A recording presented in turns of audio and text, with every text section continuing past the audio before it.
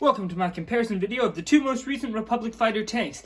On the left, we have the 75342 LEGO Star Wars Republic Fighter tank with 262 pieces. And on the right, we have the 75182 Republic Fighter tank that came out in 2017 and came out for $25. First, let's take a look at the instruction manuals. On the left here, we have the new 2020 instruction manual, complete with a minifigure on the bottom and wonderful stars at the end to show you that you completed the build.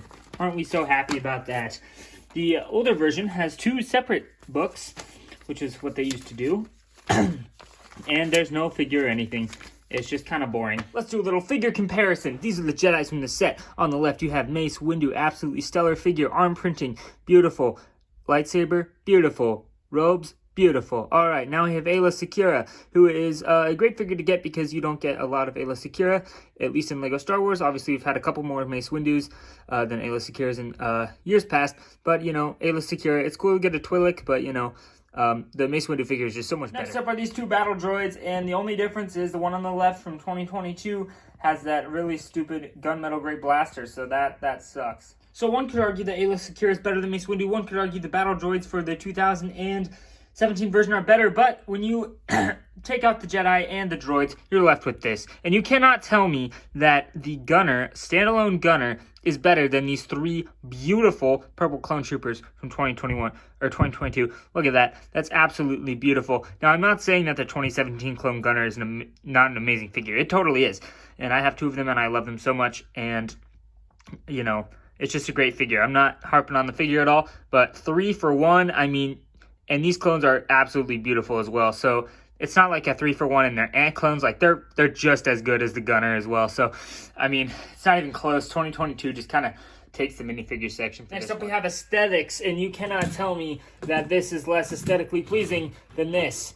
Because look at that. That's horrible, bro. I mean, regardless of everything else, 2017, even though it's small and compact, is just like 200 times better looking. And as far as features go, they're more or less the same thing. You've got some rotating cannons on each side. They each have some sort of little red projectile, which you can shoot, and they both do, you know, I mean, the spring-loaded shooter does more damage, but I mean, hey, whatever. The thing is, this one kind of comes down and sits in a perfectly straight position. This one has no such thing, so it just kind of, it can get knocked out of place pretty easily. You don't know if it's exactly straight or not. If that's something that matters to you, then too bad. But if it doesn't, good for you, I guess. Then you have this little ability for you to open up here and place a figure like so in each of the cockpits. However, there is a slight difference with the cockpit, and that is that in the 2017 version, the clone, you cannot really see him over the top. So if you were doing you'd be able to see the top of his helmet, but you wouldn't really be able to see him. Whereas they solved that in the 2022 version by, you know, being able to see the clone right over the top, which is great. However, there's one drawback, which is thus. You cannot put the 2022 version and have the clone sit there and close the hatch. It just doesn't work. Whereas on the 2017 version, boom, absolutely beautiful. I like this. I like to be able to do both. I think that you should be able to stand up and, you know, examine the battlefield like they do perfectly in the 2022 version, but then be able to hunker down if it's, you know, the middle of a battle. So, you know, I can never be happy because they did a good one way on one of them and not good on the same way on the other one. It's just not a good idea.